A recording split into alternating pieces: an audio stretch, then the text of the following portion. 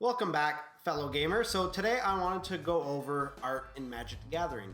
Throughout the years, art in this card game has evolved dramatically from its early days with the iconic art of Black Lotuses, Moxes, and everything in between to the cards that are now like the Therese Nielsen's, the Rebecca Gay, Jason Chan. The list goes on and on. There are a lot of great artists that work on the game today, and I feel that as a community, we're actually blessed with such great art and coming from great artists. But there was a time where art kind of like, I don't know what happened, but these are some of the most questionable choices to appear on Magic the Gathering cards. So at the start of it all is one that probably jumps out to your mind if you've been around the game long enough, and that is Earthbind.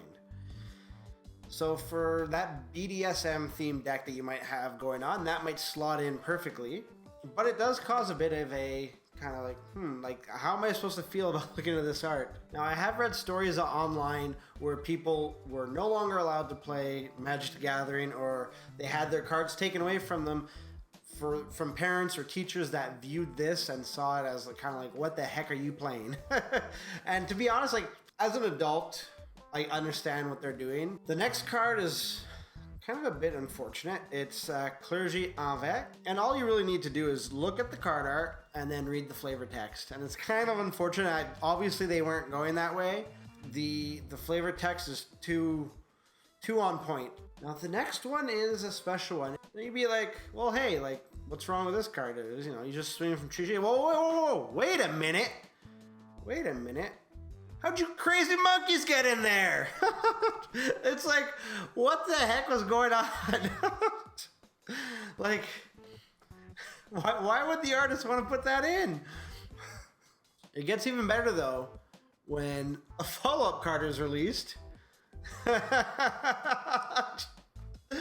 Oh, it's a shame that it's a card that's not legal in sanctioned formats, because that'd be a great card to play afterwards, 9 turns after.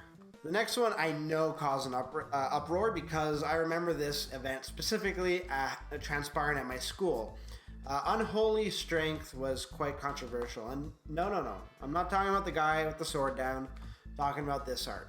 The symbol that's behind him is the main culprit, coupled with the title Unholy Strength. I remember specifically somebody actually got suspended from my school for bringing this in to play a game of Magic the Gathering with one of his buddies at the time.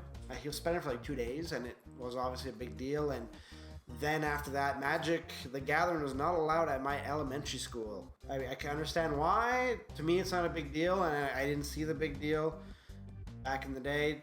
It's just a card game, but hey. The next one's kind of hard to defend, so I'll just put it up there and I'll let you watch or look for the details. Yeah, that was definitely a key piece of art that needed to be included. Moving on. So the next two are kind of like the honorable mentions. I personally don't find it a big deal. So the first one is Essence Vortex. So yes, there's a bit of underboob action going on. It's an older Magic the Gathering card. I actually haven't seen it till I was compiling this list. The next one though, it does cause people to be uncomfortable.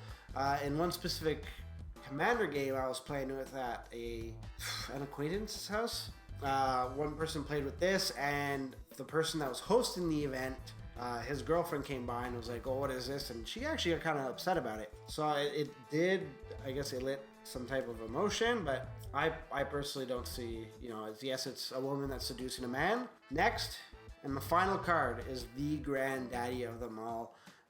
Probably the biggest head scratcher in, I think, all of MTG history. And yeah, I'm not going to delay it any further. It's Invoke Prejudice. There shouldn't be a card that depicts the KKK, period. Even the card name, Invoke Prejudice, paired with the actual image is kind of intense. The fact that it's on the reserve list means that we won't likely see it ever again. Yeah, I don't even think, let's say if they did away with the reserve list, that you could even reprint this card. Like I own a copy of the card. I own the copy of the card because I like the ability. and I've played it, and people were like, a lot of people actually don't know this card exists, which I guess benefits Wizards a bit. Nevertheless, it's a strong effect, but man, is it like, who signed off on that card? Jeez. Anyways, I would love to know what you think, or what cards that I've left off the list here that you think should be on. Leave your ideas below. I would love to hear it in the comments. Thanks for watching. And don't forget to like and subscribe. It really helps the channel out. If you'd like to see more, click on one of the 2 videos that are there, or click on show more in the description below to see when and what we upload, as well as when we stream. And if you need an update on what exactly we're going to be streaming that week, don't be shy to hit us up in the comments or reach out to us on Twitter. We'll be more than happy to chat. Until next time, good gaming.